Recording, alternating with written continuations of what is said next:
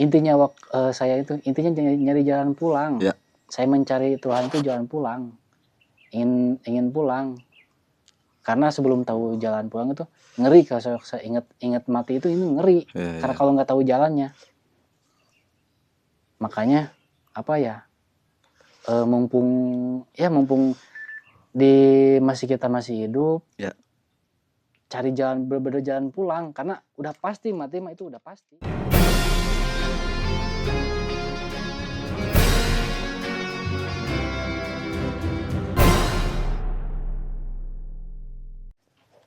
Ya, assalamualaikum warahmatullahi wabarakatuh.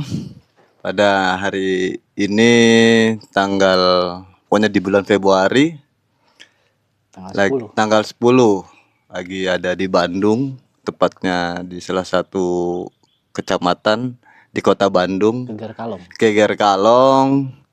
Ya, di sini salah satu tempat atau berkumpulnya jamaah Taklim Arifat Jawa Barat.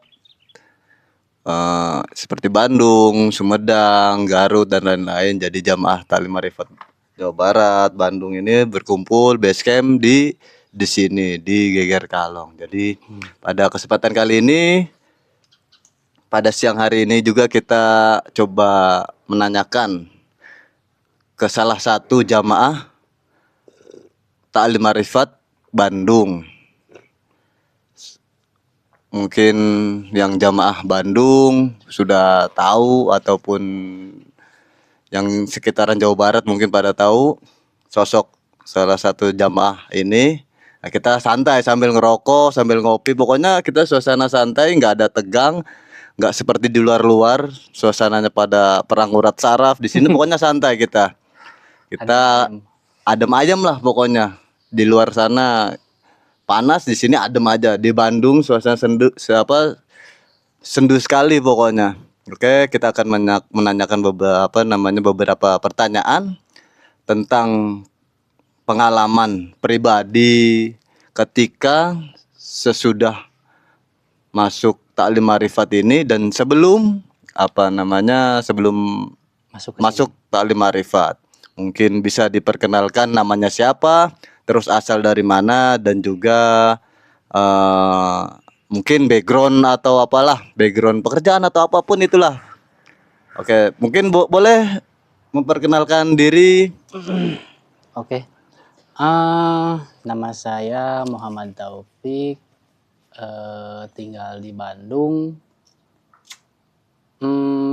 Latar belakang sih saya orang biasa-biasa aja, orang kerja, terus nggak ada apa-apa, cuman orang kerja aja, orang biasa, orang sipil lah. Saya mau berbagi sedikit pengalaman, khususnya dalam mencari, ya bisa dibilang tanda petik ketuhanan lah.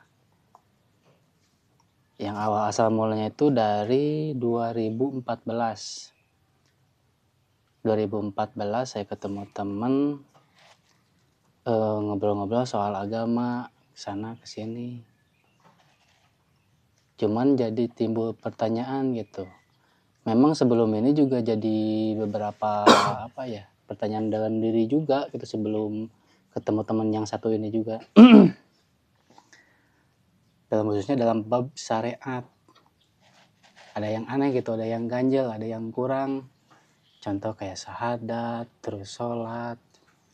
Kayaknya ada sesuatu yang kurang dari itu, ilmunya. Kayak seperti syahadat, bersaksi, apa yang disaksikan dari segi bahasa aja bersaksi. Dipikirkan, tapi belum terlalu serius.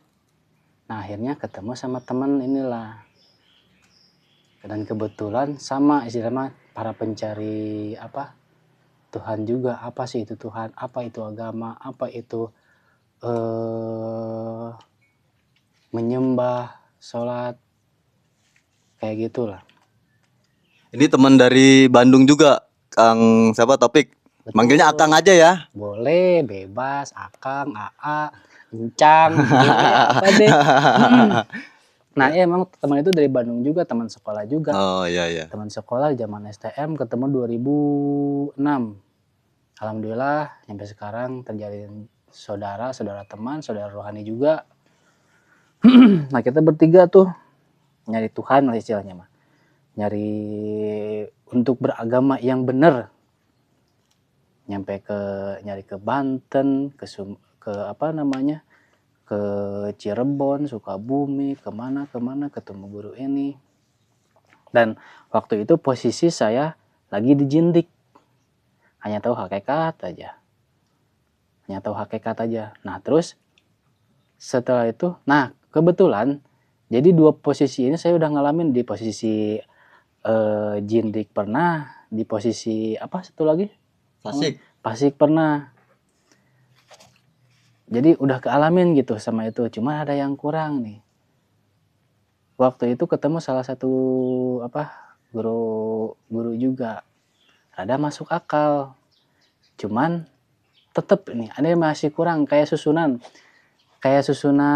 apa ya, susunan ilmu gitu. Cuman saya nggak tahu gitu, ini ada ilmu yang kurang ataukah perlu disusun lagi. Itu terus jadi pertanyaan selama itu teh. Kemudian apa ya, kebetulan nih salah satu teman saya itu udah masuk duluan ke sini, ke TM. Dia juga bilangnya itu kalau nggak salah apa namanya, sebelum dia baiat di sini itu dia sempat bilang juga ke saya. Kebetulan teman saya itu dia pas malam itu mau baiat, istrinya mau lahiran, dia nitipin, saya mau baiat katanya teh. Nanti kalau misalkan ada apa-apa istri saya mau lahiran, tolong dibantu, tolong di ini. Ya udah saya bilang. Saya nggak tidur nungguin kabar, takutnya istrinya nelpon. Alhamdulillah sampai pagi nggak jadi, malah besok paginya lahirannya. Jadi setelah teman saya itu baiat, besoknya lahiran.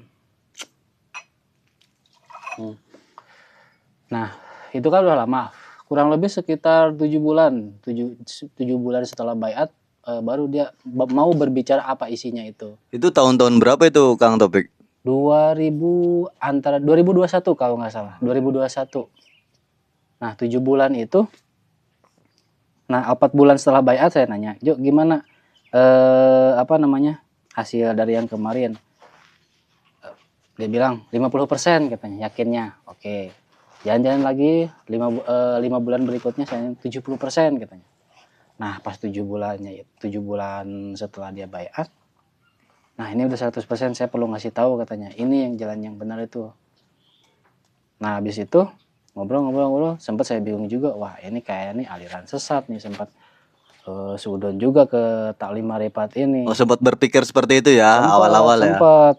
Wajar seperti orang-orang yang. Iya benar pada umumnya ya. Cuman saya itu nggak mau nggak mau berdasarkan pemikiran orang, ini harus berdasarkan murni pemikiran sendiri, jangan sampai terpengaruh sama pemikiran orang. Nah sampai saya ketemu itu 3 kali pertemuan sama teman saya itu menjelasin ini. Selama habis ngobrol pulang ke rumah, saya pikirin, tapi nggak bisa nembus gitu, nggak kepikirin, nggak bisa ketemu jawabannya gitu, malah panas di sini. Bener-bener panas, bukan sakit, emang panas selama 2 minggu tuh nyari jawabannya apa. Akhirnya saya harus bisa disederhanakan menjadi pertanyaan. Nah setelah menjadi pertanyaan itu, saya harus siapin juga jawaban dua-duanya itu. Kalau jawabannya ini berarti saya harus ini, jawabannya ini saya harus ini, jawaban ini harus ini. Udah siap duluan. Nah akhirnya pertanyaan yang saya ajukan itu dijawab. Saya udah komitmen, ya udah langsung baiat. Nah kebetulan ini kan bertiga. Kebetulan yang teman saya satu lagi udah siap duluan, udah siap baiat. Nanti kita review bareng-bareng tuh yang teman saya yang satu lagi. Ya yang dua. Siap, siap. Nah kita sinkronkan Sinkronisasi. Ya, data-data datanya itunya. benar apa enggak ya. Nah habis itu apa ya? Kita baiat. Nah, habis baiat saya nggak bisa nyeritain isi di baiatnya karena itu apa ya, larangan. Cuman saya menceritain di akhirnya aja. Harus selesai baiat, apa ya, saya ada satu fenomena yang saya lihat, cuman hanya sepersekian detik, seperti gambaran gelombang di luar angkasa warnanya biru. Nah kalau cerita dari teman saya yang udah masuk duluan itu, kalau saya warna biru, dia warna merah. Nah habis itu apa ya, kebetulan waktu itu abang guru setelah selesai baiat waktu hari itu izin pulang, bukan izin pulang, sudah mau pulang, sudah waktu ke tempat berikutnya. Saya lupa ke tempat mana namanya. Nah ketika waktu beliau pamit mau pulang, nggak tahu kenapa seperti apa ya, kayak bayi baru lahir gitu, langsung nangis. Padahal saya baru ketemu hanya beberapa jam, waktu itu taklim darat aja sama abang guru itu. Cuman ketika beliau pamit mau pulang, kok kayaknya berat gitu. Kenapa? Bertemu orang cuman beberapa jam, tapi saya nangisnya kayak nggak mau kehilangan gitu. Sama abang guru nggak mau jauh atau apa. Habis itu udah aja pulang, guru pamit.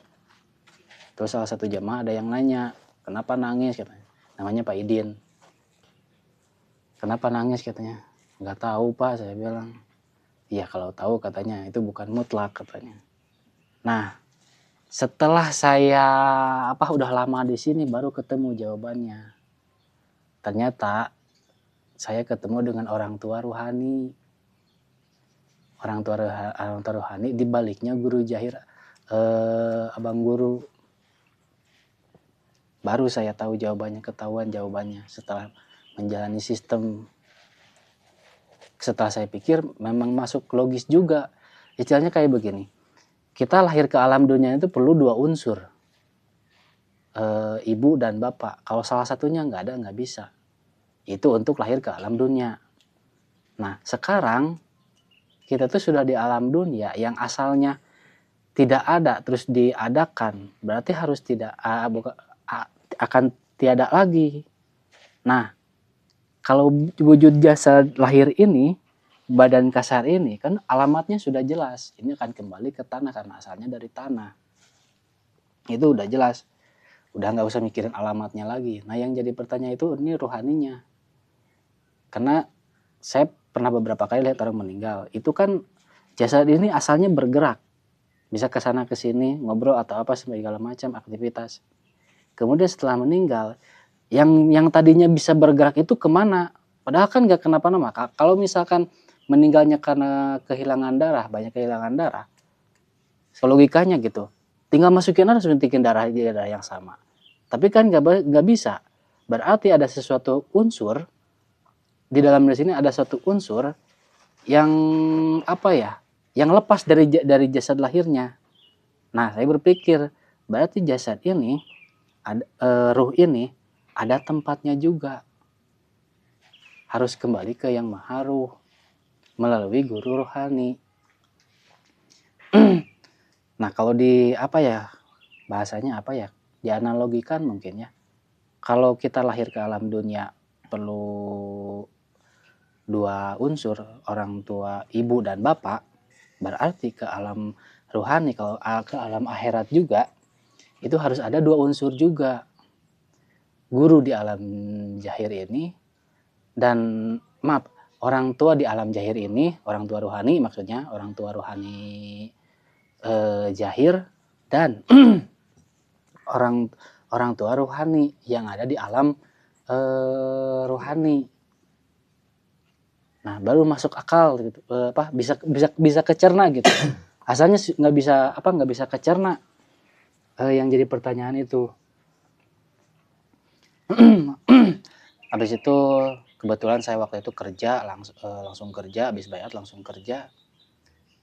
Sepanjang jalan nangis aja sampai tembus ke istri sampai mimpi ketemu mimpi ke rumah ada teman-teman saya gitu yang 2 lagi kumpul di rumah.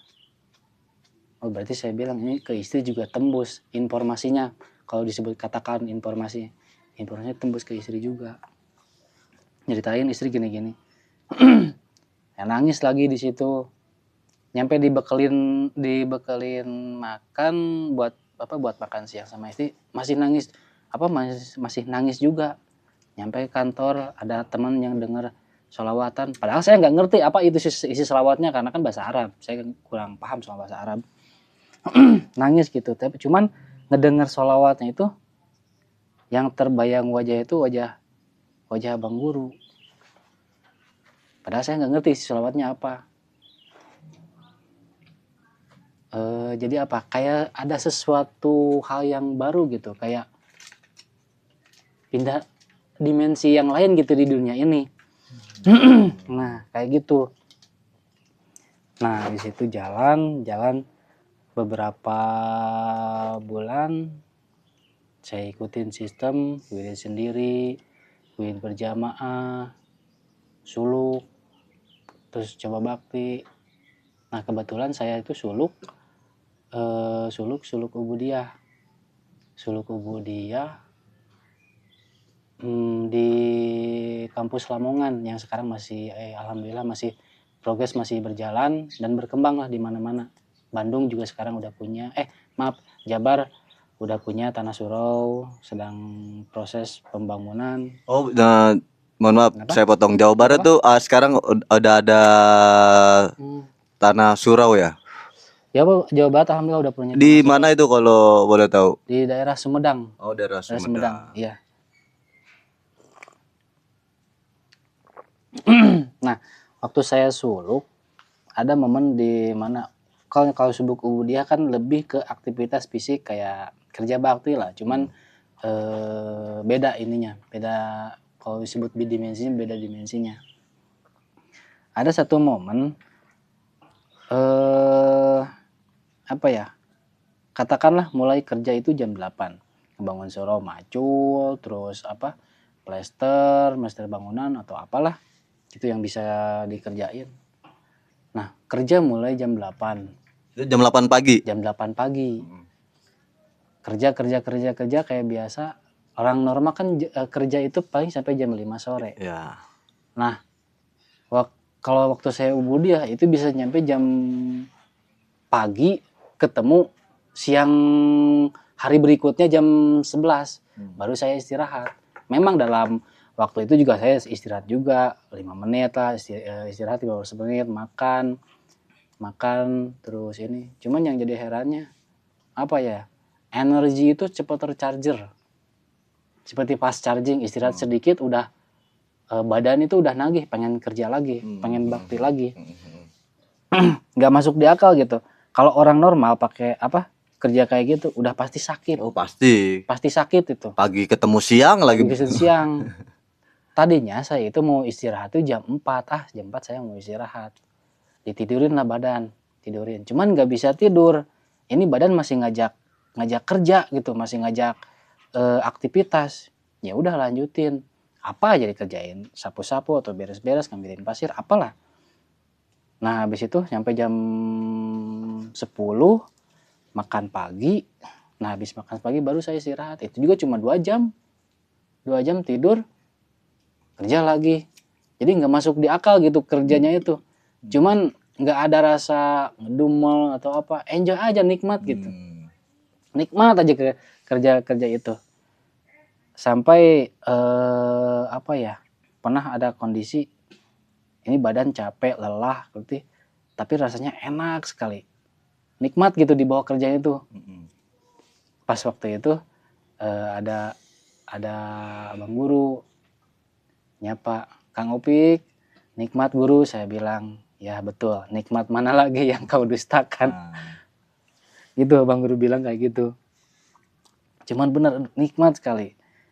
Mungkin bagi orang apa ya, kayak ngehayal gitu, masa ada orang kerja dari pagi ketemu hari besok berikutnya siang lagi. Saya aja pernah ngalamin kayak gitu, cuman besoknya nggak kerja, masih nggak kerja 2 hari, habis badannya. Iya benar. Iya, banyak pengalaman-pengalaman yang dialami sendiri gitu.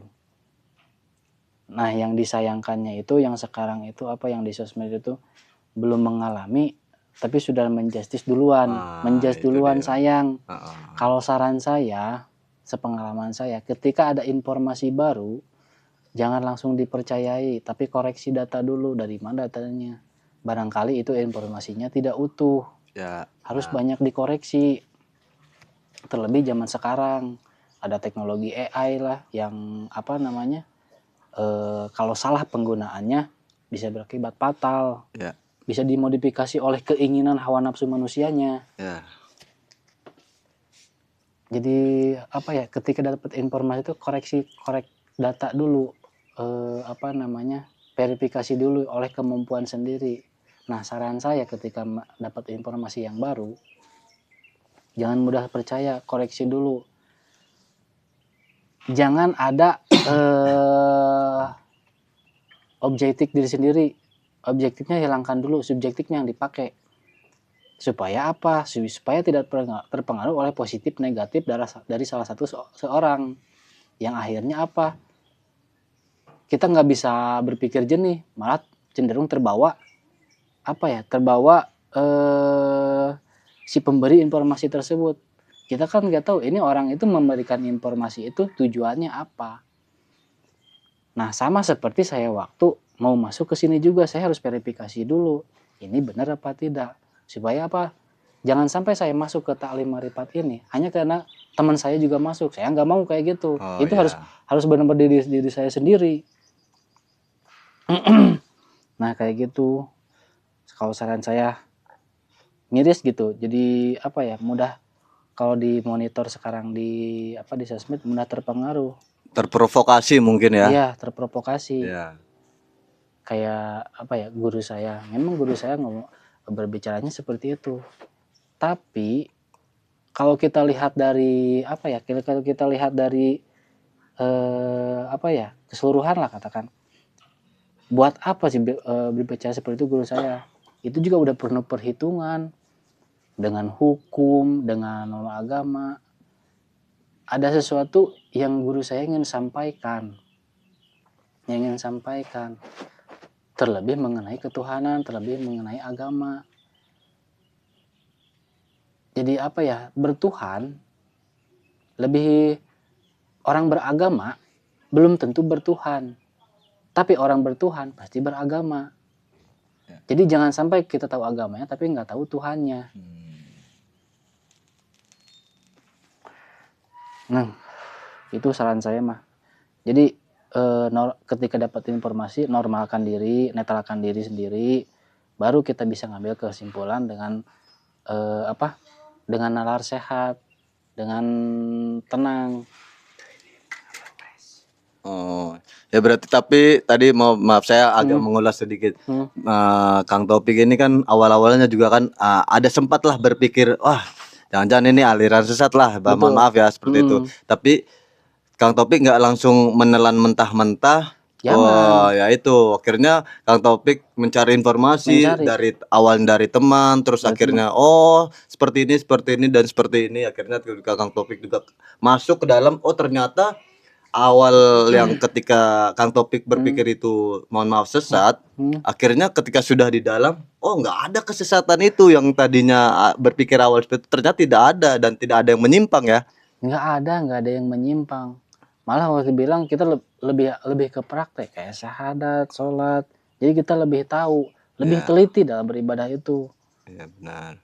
Jadi apa ya istilahnya? Lebih bisa memilah-milih lah. Memilih informasi dari apapun dari mana pun jadi pengalaman. Nah itu bisa dipakai kemana aja, informasi apa aja, bisa ngambil keputusan apa ya, dengan akal sehat gitu. Oh ya. Jangan sampai ketika dapat informasi ini udah ditelan mentah-mentah. Nah itu yang itunya tuh, kita nggak tahu tujuan orang itu apa. Ya. Nah sebelum kita terpengaruh, kita harus netralkan dulu. Ini kita harus koreksi data dulu semuanya. Ya benar. Apalagi ini soal agama. Ya. Intinya saya itu intinya nyari jalan pulang. Ya. Saya mencari Tuhan itu jalan pulang. Ingin pulang. Karena sebelum tahu jalan pulang itu ngeri, kalau saya ingat mati itu ini ngeri. Ya, Karena ya. kalau nggak tahu jalannya. Makanya apa ya? Mumpung di kita masih hidup. Ya. Cari jalan, bener-bener jalan pulang, karena udah pasti mati mah itu udah pasti. udah kasih tahu. Kalau kata Bang Guru bilang, kalau di ujung kehidupan kita akan ketemu lautan, belajarlah berenang dari sekarang supaya kita bisa berenang. Jangan terpengaruh sama gimmick gimmick ceramahnya guru saya. Jangan terpengaruh, aslinya nggak seperti itu. Bahkan apa ya, guru saya sering memasakkan buat muridnya. Muridnya yang baru datang, yang pertama ditanyakan atau sudah makan belum? Makan dulu ya. Ajak teman yang lainnya makan, turun dulu. Bahkan apa ya, orang yang paling santun, yang paling apa namanya ya, yang paling lemah lembut itu, saya yang paling nemuin orang selemah lembut seperti itu. Ya. Contohnya misalkan gini, seharusnya di dalam video di ceramah guru saya juga apa ya, ada satu momen misalkan guru saya mengambilkan sesuatu, pasti diawali mohon maaf ya, maaf tolong ambilkan itu. Nadanya pasti lemah lembut, maaf ya tolong ambilkan itu, makasih.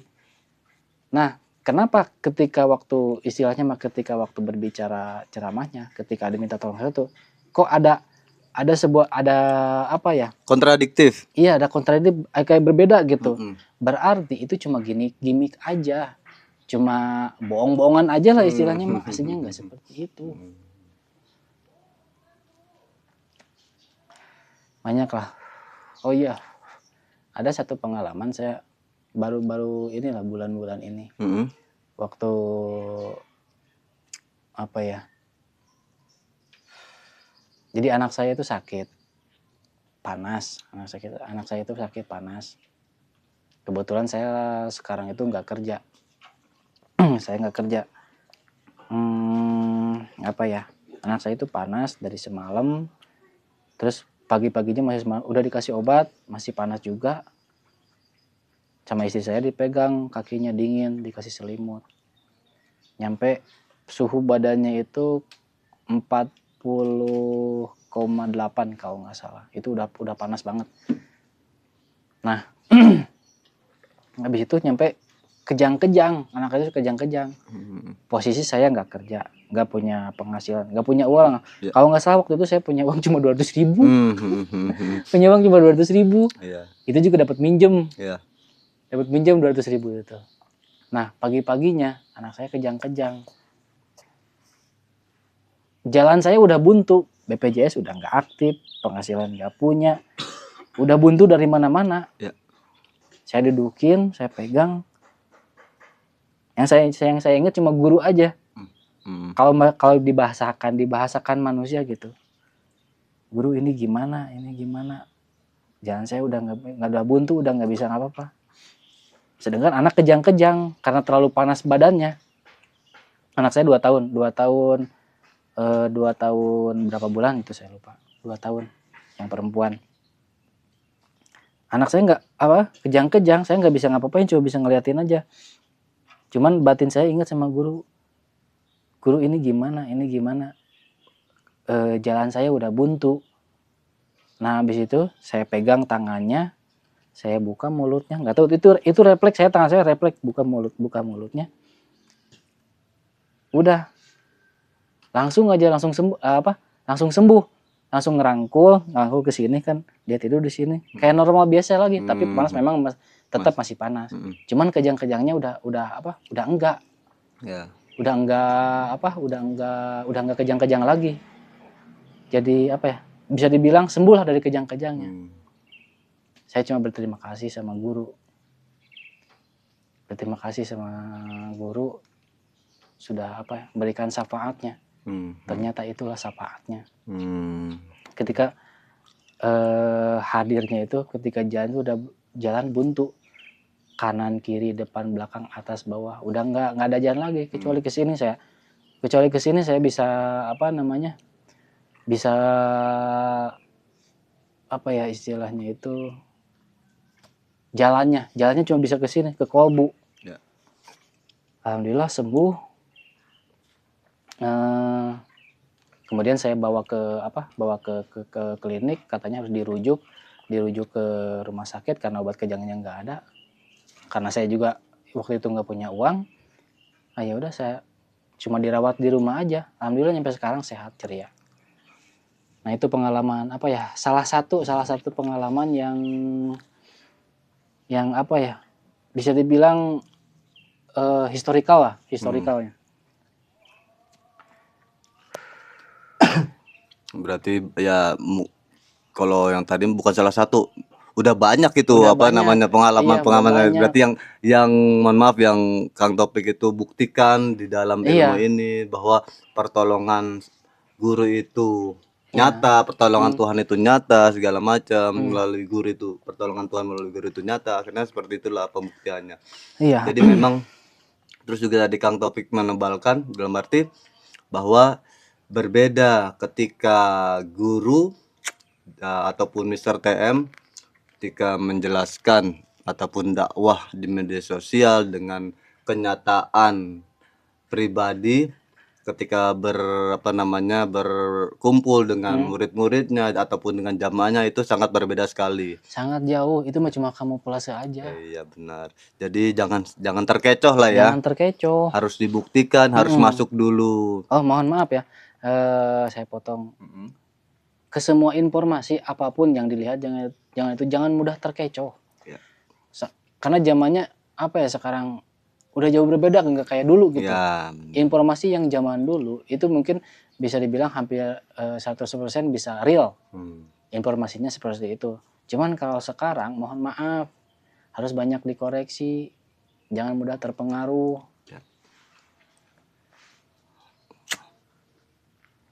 Sudah itu aja, apa ada lagi? Kayaknya lebih seru nih, kita harus bersambung nanti berempat, berarti berempat nih. Ya, oke, boleh sama temennya ya. Bang Denny, sama Teja, sama Teguh. Itu kayaknya kalau misalkan berempat, karena waktu saya sebelum ketemu sini mencari guru, mencari jalan pulang, mencari Tuhan tuh ini berempat.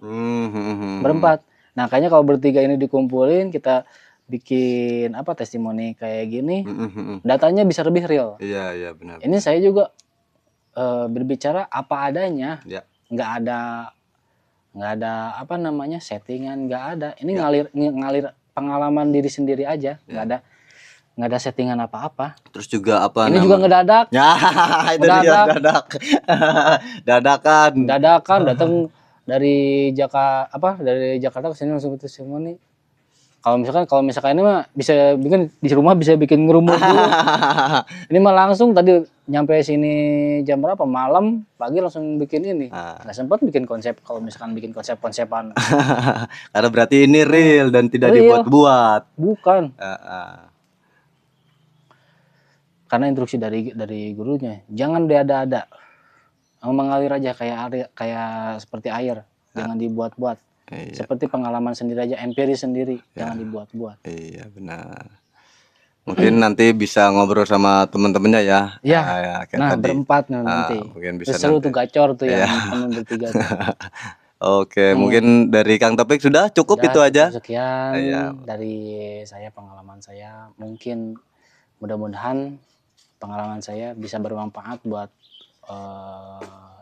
teman-teman yang di luar, yang di publik juga, supaya lebih mengedukasi khususnya ke diri saya sendiri, umumnya ke orang lain. Ya. Nah itu.